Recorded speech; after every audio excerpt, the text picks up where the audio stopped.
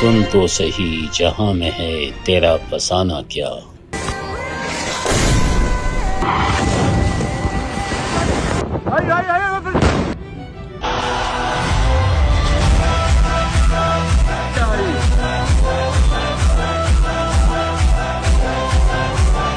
दोस्तों, इजराइल 12 दिन की लड़ाई में ईरान से सिर्फ हारा ही नहीं, हताश भी हुआ है। 56 मुल्कों को 6 दिनों में हरा देने वाला इजराइल जब ईरान से लड़ा तो लड़खड़ा गया। उसकी राजधानी तेल अवीव ईरानी मिसाइलों के आगे पानी मांगने लगी। इजराइल ना ही ईरान की न्यूक्लियर फैसिलिटी तबाह कर पाया, ना ही यूरेनियम तबाह कर पाया, ना ही खामने की परछाई पकड़ पाया, ना ही ईरान में सत्ता परिवर्तन कर पाया और ना ही सारे ईरानी कमांडरों को मार पाया। दोस्तों, इजराइल के होश तब उड़ गए जब एक टीवी चैनल पर खामने के वरिष्ठ सलाहकार अली शमखानी को जिंदा देखा गया। इजराइल ने दावा किया था कि उसने खामने के राइट हैंड अली शमखानी को तेहरान में किए गए हमलों में मार गिराया है। अब जब दुनिया ने शमखानी की पहली जिंदा तस्वीर देखी तो इजराइल के दावों को नए सिरों से तोड़ रही है।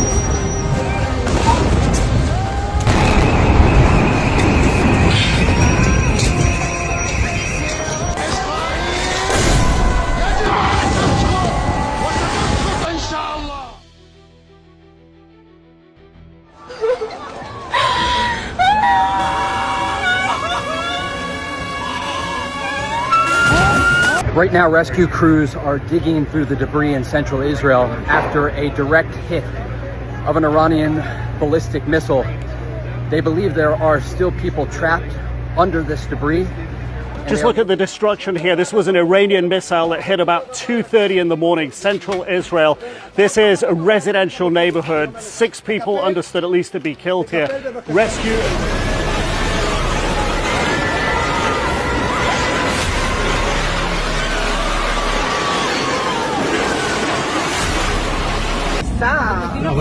תעשי וידאו. אני נוסע, תעשי וידאו. יש וידאו, תעוף. תראי מה זה, על הכביש. אם אתה לא טס מהר אני הורגת אותך. אנחנו בתוך האש.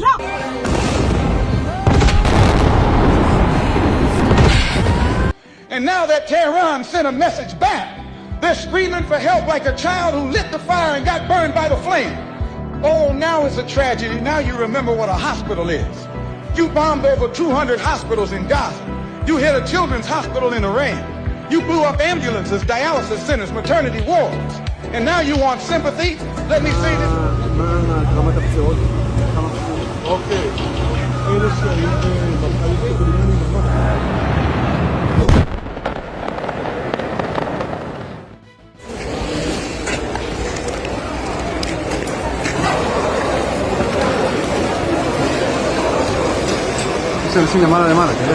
को फतह करना यकीनन आसान नहीं बल्कि तकरीबन नामुमकिन है। ईरान कोई मामूली मुल्क नहीं, यह ब्रिटेन से 7 गुना बड़ा है। इसके पश्चिम में ऊंचे और दुर्गम झाग्रोस पहाड़, दक्षिण में सख्त और नुकीले साहिल और बीच में 2 खतरनाक रेगिस्तान मौजूद हैं। ये रेगिस्तान किसी भी दुश्मन फौज के लिए नो गो जोन बन जाते हैं। वो ईरान को बधाई दे रहे हैं, कह रहे हैं कि ईरान को इस जीत की बहुत बहुत बधाई।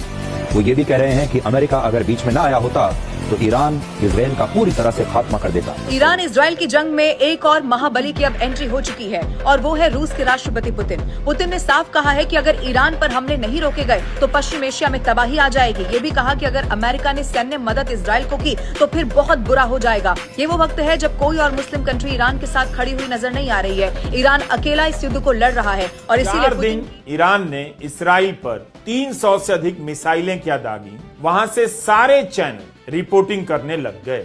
इसराइल कह रहा है कि ईरान उसके नागरिक ठिकानों पर हमला कर रहा है। तो लोग पूछ रहे हैं कि गजा में आप क्या कर रहे थे, क्या कर रहे थे?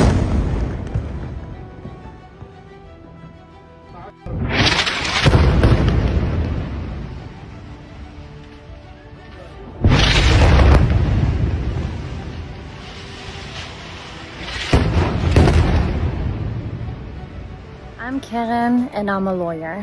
I'm currently at a civilian neighborhood in Israel where the IRGC fired ballistic missiles killing innocent people. Look at the massive destruction of the civilian neighborhood. Look at the children's painting behind me. This is not a military objective. Targeting this place is a violation of international law. There isn't any... Hey!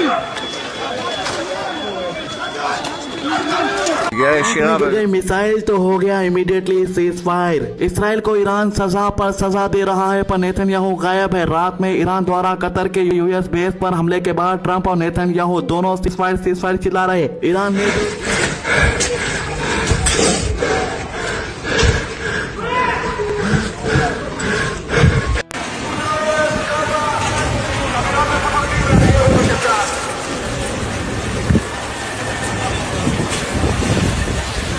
which I like to refer to as one of the best trained, best equipped, best fed terrorist organizations in the world. Terrorist organizations in the world. Iran के हमले से Israel को कितना नुकसान पहुंचा है कोई नहीं जानता। मुख्यधारा के चैनलों पर आरोप लग रहा है कि इसराइल के भीतर जो तबाही हुई है उसकी सही तस्वीर नहीं दिखाई जा रही।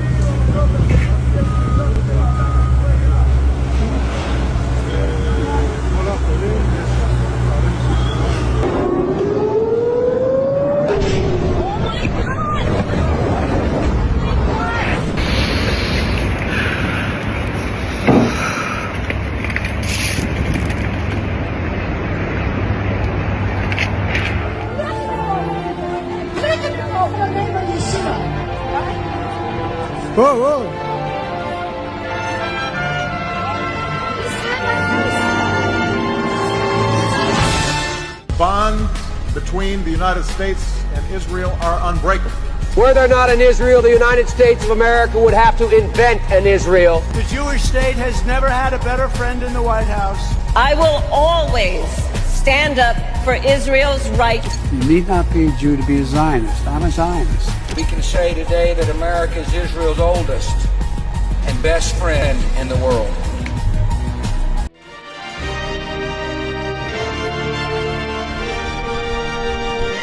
सुन तो सही जहां में है तेरा फसाना क्या।